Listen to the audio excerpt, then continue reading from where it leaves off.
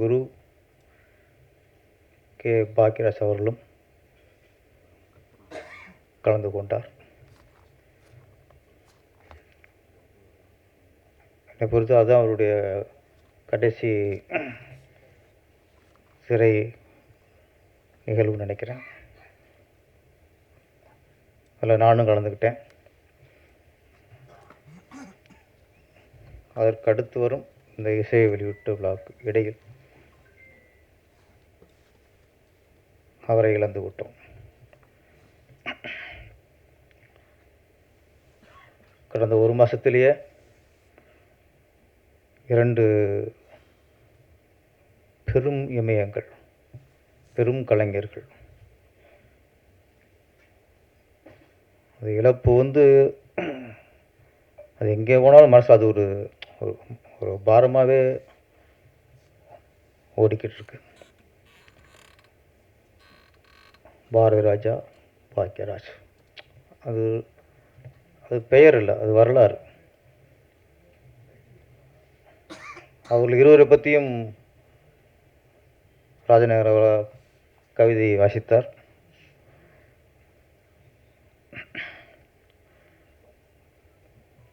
அந்த 2 பேரையும் இந்த திரையுலகத்தில் நீ பல தம்பி எத்தனை இயக்குனர் வந்தாலும் சரி, அவங்கள மறக்க முடியாது, மறக்கவும் கூடாது. ஆனால் பாரதி ராஜா அப்படிங்கிற ஒரு இயக்குனர் வெற்றியடையவில்லை என்றால் இங்கே நிறைய கிராமத்திலேருந்து திறமை உள்ள இளைஞர்கள்லாம் சினிமாவுக்கு வந்திருக்கவே முடியாது. நிறைய பேர், பாக்கியராஜ், சேரன், லிங்குசாமி, விக்ரமன், ஆர்கே செல்வமணி, சங்கர் பச்சன், நிறைய இயக்குநர்கள்.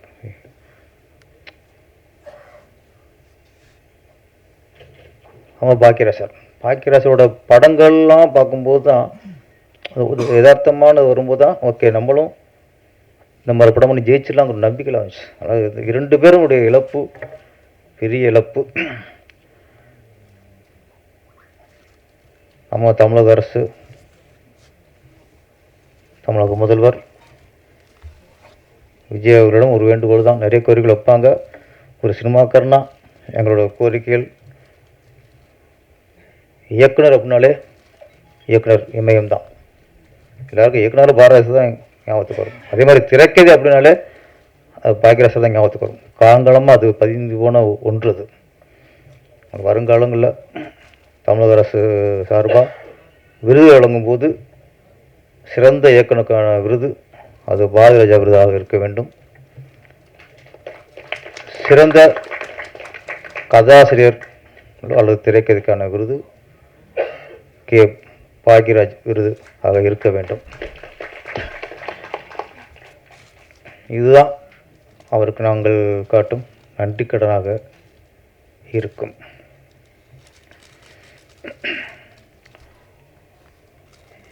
நம்ம இசைக்கு ராஜா, ஆமாம், ஆதங்கத்தை கொட்டி தீர்த்துட்டார். எல்லா மெடலுமே ப்ரொடியூசருடைய சைட்லேருந்து அவருடைய ஆதங்கத்தை வெளிப்படுத்துவது ஆதங்கம் இல்லை, அது உண்மை. ஒரு தொழில் அப்படிங்கிறது எந்த தொழிலாக இருக்கட்டும், மளிகை கடையாக இருக்கட்டும், டீ கடையாக இருக்கட்டும், எந்த தொழிலாக இருந்தாலும் சரி, துணிக்கடையாக இருக்கட்டும், ஹோட்டலாக இருக்கட்டும், தொழில்னாலே அது லாபத்தை நோக்கி தான், வியாபாரத்தை நோக்கி தான். அதுதான் தொழில்ங்கிறது. சினிமாங்கிறது தொழில் தான். ஆனால் இங்கே மட்டும் வியாபாரத்தை நோக்கி இல்லை, லாபத்தை நோக்கி இல்லை.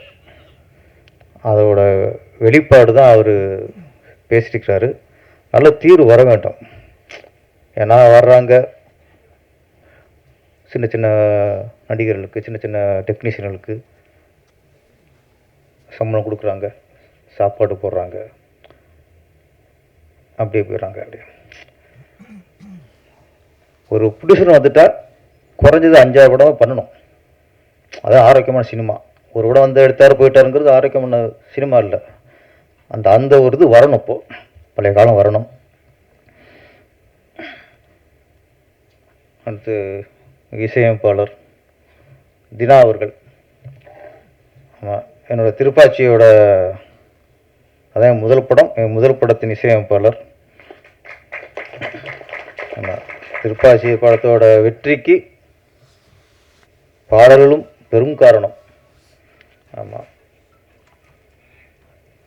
அது வந்து இப்போ பாட்டாக ஈஸியாக கேட்டுடலாம். நீ எந்த ஊர், நான் எந்த ஊர், கும்பிட போனதுலாம். ஆனால் அது டியூன் வாங்கி பெண்டை கழட்டினதுலாம். ஆனால் என்னென்னா தீனா சார்ட்ட திருப்பாச்சியில் நான் புது டேரக்டர் தானே,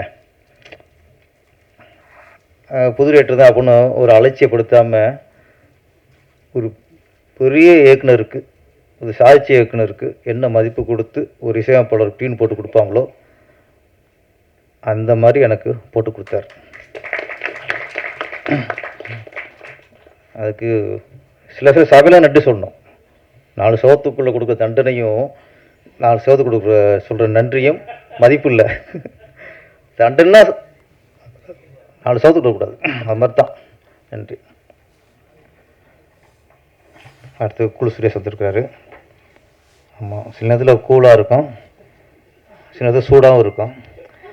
ஆமாம் ஆமாம், சில நேரத்தில் சூடு சுரேஷ் ஆயிடுவார்.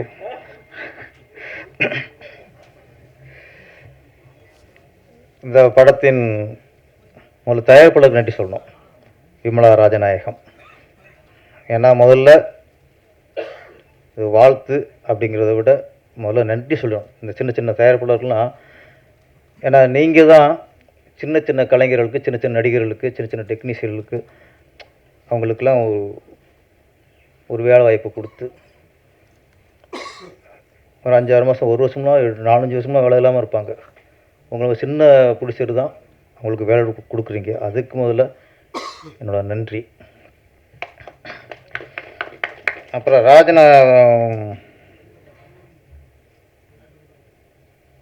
நிறைய இப்போ இயக்குனராக இருக்கட்டும், மியூசிக் டைரக்டரு எல்லாருமே கேரளா அந்த பாடல் இங்கே வந்துட்டு இந்த பாடல் தான். தீனா சார் சொன்ன மாதிரி வந்தாரை வாழ வைப்போம், வந்தாரை ஆழமும் வைப்போம். ஆமாம், அங்கே தமிழர்கள் அங்கே தான். அதனால் இங்கே வந்து எங்களுக்கெல்லாம் மலையாளம், தெலுங்கு, கன்னடாலாம் இல்லை. இங்கே வந்துட்டால் கலைஞர்கள், சினிமா மியூசிக் டைரக்டர் சதீஷ் சங்கருங்கிற, ஆமாம் சதீஷ் சங்கர் எங்களுக்கு இசையமைப்பாளர் தான். எங்களுக்கு மொழிலாம் தேவையில்லை. இயக்குனர் ராஜேஷ், அவர் இந்த மொழி அந்த மொழிலாம் இல்லை, அவருக்கு சினிமா மொழி தான், திரைமொழி தான் எங்களுக்கு. அது மாதிரி ராஜநாயகம் வந்து அதெல்லாம் பார்க்காம கதையை மட்டும் பார்த்துருக்காரு, மொழியை பார்க்கல அவர். அந்த வகையில் உங்களுக்கு நன்றி சார். ராஜேஷ் அது துணிச்சலை பாராட்டணும். ஏன்னா ஒரு இயக்குனர் வந்து பிகினிங்கே ஹீரோ நடிக்கிறதுங்கிறது எல்லாருக்கும் அந்த தைரியம் வந்துடாது. எனக்கு திருப்பாச்சி, சிவகாசி, திருப்பதி, திருவண்ணாமலை, அதுக்கடையே பழனி. ஆமாம், பழனி முடிஞ்சதுக்கப்புறம் நிறைய வாய்ப்புகள் ஹீரோ நடிக்க வேண்டிய வந்துச்சு. சில பெரிய புடிசரு சில டேரக்டர்லாம் அனுப்பி கதெல்லாம் சொல்ல சொன்னாங்க. ஆனால் எனக்கு பயம். நல்லா போயிட்டுருக்கு, ஆண்டு நல்ல ஒரு இயக்குனர் ஒரு பாதையை கொடுத்துருக்கான், நல்லா தானே போயிட்டுருக்கு. சின்ன பயம் வந்துச்சு, வேணாம் பேரரசு ஒழுங்காக வந்து வேலையை பாரு. ராசு மதுரவன் வந்து மாயண்ட குடும்பத்தாரில் ஃபஸ்ட் என்னத்தையும் கேட்டார். ஃபஸ்ட்லாம் மாட்டேன்ட்டேன். அது என்னென்னா பயம்தான். நம்மளாம் அதுக்கு சரிப்பட்டு வருவோமா, நமக்கு இது தகுதி இருக்கா, நம்ம ஊர்லேருந்து டைரக்டராக இருந்தால் கிளம்பி வந்தோம், இப்படிலாம் நினச்சோம். பயம்தான். ஆனால் ராஜேஷை பொறுத்த வரைக்கும் அந்த பயம் இல்லை. முதல்ல துணிச்சல். அந்த துணிச்சல் எங்கே வரும்னா கதை மேலே உள்ள கான்ஃபிடென்ட், தன் கதையில் மேலே உள்ள நம்பிக்கை. அப்போ இந்த கதையில் யார் நடித்தாலும் ஹிட் ஆகும்போது அதையே நாமளும் நடிக்கக்கூடாது, அந்த முடிவு தான். ஆனால் படமாக பார்க்கும்போது ஹீரோ ஓகே சார், நீங்கள் நம்ம சரியில்லை, நீங்கள் கரெக்டாக இருக்கீங்க, என்ன ஹீரோனுக்கு ஹைட்டாக இருக்கு, அவ்வளோதான். அது பிரச்சனை இல்லைங்க, ஹைட்லாம் பிரச்சனையே இல்லை. என்ன இந்த கொஞ்சம் டூட்டில் கொஞ்சம் லவ் சீனில் கொஞ்சம் அச்சம் தெரியுது, கொஞ்சம் நெருங்க பயப்படுறாரு. ஒரு ஹிட் வந்துச்சுன்னா போதும், அப்புறம் கிட்ட போயிடலாம், அது வரைக்கும் எட்டதான் இருக்கணும்.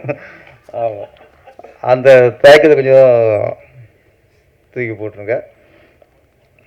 படத்தோட கண்டென்ட் வஞ்சி தினாசா சொன்ன மாதிரி ஒரு நல்ல டைட்டில்.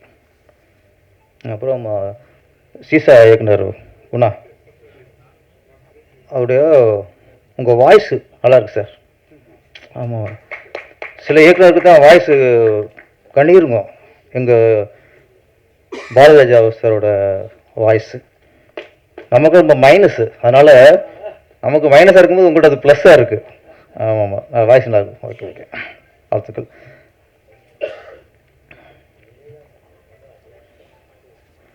வஞ்சி படம்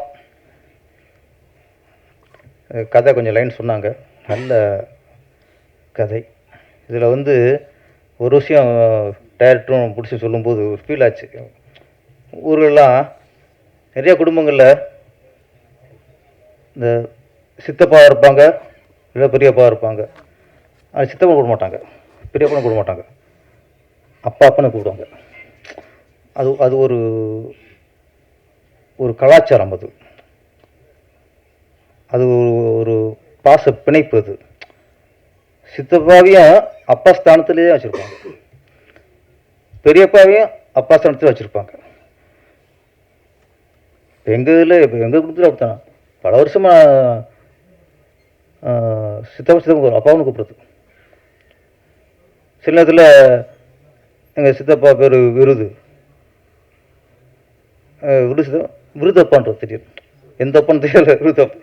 ஆமாம், அது மாதிரி அது ஒரு ஈக்குவல்ஸ், அப்பா ஸ்தானத்தில் எல்லாரும் ஒன்று தான். அது மாதிரி இந்த கதையிலையும் ஆக்சுவலி சித்தப்பா தான் ஹீரோ. அதில் நான் கதை கேட்ட வரைக்கும் சித்தப்பா ஏதாவது ஒரு கதையில் வந்து கதாநாயகோட யாரும் டியூட் போகிறாங்களோ அவங்க தான் ஹீரோன்னு இல்லை, அது ஹீரோன்னு ஒரு ஒரு பட்டமாக இருந்தது. அந்த கதாநாயகிக்கு யார் ஆறுதலா சப்போர்ட்டா அவங்க வாழ்க்கையை நிர்ணயிக்கிறாங்க, அவங்க தான் ஹீரோ. அதுக்காகவும் இந்த படத்தில் சித்தப்பா ஹீரோ. அந்த சித்தப்பா தான் நம்ம ராஜநாயகம் அவர்கள் நல்லா நடிச்சிருக்காங்க.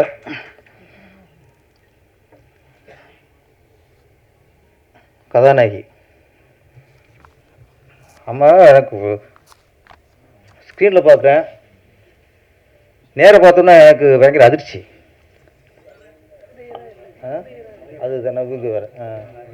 ஓகே ஓகே, இது வேறு. அது பாட்டு ஆடினது யார்? அது வேறு. Okay okay okay okay. அதாவது ஹோம்லியாக இருக்கே பார்த்து டக்குன்னு கிளாமராக இருக்குன்னு பார்த்துட்டானே. இந்த படத்தோட கதாநாயகி தான், அவங்களும் ஹீரோயின்ஸ் ஒரு ரெண்டு ஸ்டோரி மாதிரி தான். அது வீர பெண்மணி, பெண்ணுங்கிறது தைரியமாக இருக்கணும் அப்படிங்கிறத சொல்கிறாங்க. நம்ம பொண்ணாக பிறந்தோன்னே, ஒரு பொண்ணு குழந்தை பிறந்தோன்னே, இப்போ ஒரு அம்மா மாதமாக இருக்காங்க, பிரசவம் ஆயிடுச்சு, கேட்பாங்க என்ன குழந்தைன்ட்டு. ஆண் குழந்தை வச்சுங்களேன் என்ன சொல்லுவாங்க? ஆம்பளை பிள்ளைன்றாங்க, ஆம்பளை பிள்ளை பிறந்துருன்றாங்க. பெண் குழந்தை பிறந்தா பெண் குழந்தை பிறந்த சொல்ல மாட்டாங்க, மகாலட்சுமி சொல்லுவாங்க. அதான் உண்மை. ஆம்பளை பிள்ளை தான், பொம்பளை பிள்ளை தான் மகாலட்சுமி. சில நேரங்களில் அதான் வீரலட்சுமி. பிறக்கும்போது மகாலட்சுமி பிறக்கணும், ஆனால் வளரும்போது வீரலட்சுமி வளரணும். பெண்களை அப்படி வளர்க்கணும். இந்த படத்தில் அப்படித்தான், மகாலட்சுமியாக பிறந்த ஒரு பொண்ணு கிளைமாக்ஸில் வீரலட்சுமியாக மாறிடுச்சு. கரெக்டாக டைரக்டர் சார்? இந்த காலகட்டத்தில் நிறைய அப்பாலாம் இருப்பிய, உடனே ஒரு உண்மை நான் சொல்கிறேன், யாருமே ஆம்பளை பிள்ளை பற்றதுக்காக பெருமைப்படாதீங்க. கல்யாணத்துக்கு கூட தெரிஞ்சுக்குவோம். அவனுக்கு பெண் பிள்ளையை பற்றிட்டா பெருமைப்பட்டுங்க. பொம்பளை பிள்ளை தான் அவங்களை கவனிக்கும். இது வந்து பெருமைக்காக சொல்லிக்கலாம், ஆம்பளை பிள்ளைன்ட்டு. நமக்கு ஒன்றுன்னா பொம்பளை பிள்ளை ஃபஸ்ட்டு நிற்கும். ஆம்பளை பிள்ளை பொண்டாட்டி கேட்பான் போகணுமா வேண்டாமான்ட்டு. பொம்பளை பிள்ளை புருஷனும் கேட்க மாட்டாது, கிளம்பி வந்துடும் எங்கள் அப்பாவுக்கு உடம்பு சரியில்லையான்ட்டு. கரெக்டு தானே? அப்புறம் ஒரு அப்பா வந்து இப்போலாம் நிறைய இப்போல்லாம் கூழ் குடும்பம் இல்லையே, இப்படியா இருந்தாலும் அப்பா அம்மா தனியாக விட்டுறாங்க. ஆம்பளை பிள்ளை ஒரு கொம்பு தண்ணி கொடுத்துட்டு போயிடுறான், பொம்பளை பிள்ளை கட்டி கொடுத்துட்றாங்க. ஒரு அப்பாவோ அம்மாவோ பொண்ணு வீட்டுக்கு போய் ஒரு மாதம் வந்துடுவாங்க சார், உரிமையாக இருப்பாங்க. பையன் வீட்டில் 3 நாள் இருக்க முடியாது. பையன் வீட்டில் இருந்துட்டு மத்தியானம் ஒரு 1:30 மணி ஆச்சு, மருமகள்கிட்ட நம்ம சாப்பிட்லாமா கேட்க முடியாது. பசிக்குது சாப்பிட கேட்க முடியாது. எப்போ போடுதோ அப்போ தான். இந்த பையன் வீடு 11 மணிக்கு டீ சாப்பிடணும் தோணும், கேட்க தயங்கும் மருமகிட்ட. ஆனால் மக வீட்டில் போனால் அத்தா டீ போடுதாத்தா சொல்கிறோமா. 1 மணி பசிக்க ஆரம்பிச்சாம்மா பசிக்குதுத்தா சாப்பிட்லாமா. இங்கே உரிமையாக சாப்பாடு கேட்குறதோ டீ கேட்குறதோ சுடுதண்ணி கேட்குறதோ மகள்கிட்ட தான் முடியும், மக வீட்டில் முடியாது. அதனால் பொண்ணை பற்றவன் தான் பாக்கியசாலி, ஆம்பளை வீட்டில் பற்றவன் பாக்கிசாலி. அவனுக்கு பாக்கி இருக்குது, பாவம்லாம் பாக்கி இருக்குது. அதனால் அந்த அந்த மேட்டர் சொல்கிறது தான் சார் இந்த வஞ்சி. இன்னொரு விஷயம், ரொம்ப நாளாக எனக்கு உள்ள விஷயம் அரசியல் ரீதியாகவே வச்சுங்களேன். ஏன்னா பெரிய சொன்னால் தான் நம்மளுக்கு கொஞ்சம் புரியும். டாக்டர் கலைஞர் அவர்கள் அரசியல் குடும்பத்திலேயே அவர் குடும்பம் தான் பெரிய குடும்பம். அவர் அவரோட கைது செய்ய போகிறார். அப்போ ஆளுங்கட்சியாக இருக்கவங்க ஜெயலலிதா மேடம் வீட்டுக்குள்ளே பூந்து கைது பண்ணுறாங்க. கைது பண்ணி அதிகாலையில் பார்த்தா அங்கே சென்ட்ரல் ஸ்டேஷனுக்கு அவர் வாசலில் அவர் உட்காந்துருக்கார். பெரிய அரசியல்வாதி, பலமுறை முதலமைச்சராக இருந்தவர், பெரிய குடும்பம். ஒரு பக்கம் அஞ்சா நெஞ்சன்னு சொல்கிறாங்க, ஒரு பக்கம் தளபதினு ஒருத்தர் சொல்கிறாங்க, அப்புறம் ஒருத்தர் ஹீரோ ஆக்கியிருக்காரு. அவ்வளோ பேர் இருக்காங்க, அத்தனை ஆம்பளைகள், பெரிய குடும்பம். அவர் கைது பண்ணி சென்ட்ரல் வாசல் இருக்கும்போது அவர் கூட இருந்தது அவர் பொண்ணு தான் சார், கனிமொழி அவர்கள், வீர பொண்ணு சார். நான் அந்த சில பார்க்கும்போது இன்றைக்கும் கனிமொழி அவர் மேலே எனக்கு மரியாதை வரும். ஒரு அப்பா கைது பண்ணும்போது எந்த ஆம்பளை பிள்ளையும் கூட இல்லை சார், பொம்பளை பிள்ளை கூட இருந்துச்சு. அந்த கனிமொழிக்காக கைது இருக்கும் முதல்ல. ஏன்னா அது வீரப்பெண். அப்போ அப்பனுக்கு ஒன்று அப்படிங்கும்போது பொம்பளை பிள்ளை வந்து கூட உட்காந்துருக்கு, ஆம்பளை பிள்ளை யாரும் காணும்ல. அதனால் நீங்கள் யாராவது பொம்பளை பிள்ளை பார்த்துருந்தா பெருமையாக போய் தூங்கியிருக்க இன்னைக்கு. என்ன ஒரு நாளைக்கு நம்மளுக்கு ஒன்றா அதுக்கு வந்து நிற்கிங்க. அந்த பெருமை சொல்கிறது தான் இந்த வஞ்சி. இந்த வஞ்சிக்கு இதில் என்ன ஆகுதுன்னா, இதில் பெத்தப்பா மற்றப்பான்னு இல்லை, அதுக்கு வந்து யார் வாழ்க்கைக்கு பாதுகாப்பா வாழ்க்கை மீது அக்கறைப்பட்டாங்களோ அவங்க தான் அதுக்கு அப்பா. பெத்துட்டா மட்டும் அப்பா இல்லை, யார் நம்ம மேலே அக்கறைப்படுறாங்களோ அவங்க தான் அப்பா ஸ்தானம். அதான சார் கதை? கரெக்டாக கொஞ்சம் புரிஞ்சு வச்சுருக்குன்னு நினைக்கிறேன். ஒரு நல்ல மேட்ரு ராஜேஷ் அவர்கள் சொல்லியிருக்காங்க. அப்புறம் நான் இப்போ பார்த்துட்டு இன்னொரு அதிசயம், தமிழை கற்றுக்கணும், எனக்கு தமிழ்னா உசுறு, தமிழை பிடிக்கணும்னு சொல்லிட்டு ஒரு தமிழ் பாட்டு எழுதியிருக்காரு அவர் ஒருத்தர், பாடலாசிரியர். நம்ம இங்கே வந்து பாட்டு எழுதணும்னா உனக்கு இலக்கணம் தெரியுமா, யாப்பு தெரியுமா, கோப்பு தெரியுமா, இவ்வளவு இருக்கு, படிச்சிருக்கியா, தமிழ் எம்ஏவா, இவ்வளவு கேள்வி இருக்கு. ஆனால் ஒருத்தர் தமிழ் பிடிச்சிருக்கு, தமிழ் படிக்கல, தமிழ் பிடிச்சிருக்கனால ஒருத்தர் பாட்டு எழுதியிருக்கிறாரு. உங்களுக்கு ரொம்ப பிடிச்சிருக்கா? எங்களுக்கு எங்கள் தமிழ் யாராருக்கு பிடிக்குமோ அவங்கள எங்களுக்கு பிடிக்கும். ஏன்னா அது அவர் இல்லை, நீங்கள் என்ன இந்த பெண்டுகள் நீ பாட்டு எழுதுறதுக்கு அவர் ஈஸ பாட்டுக்கு உட்காந்துருக்காரு பாருங்க.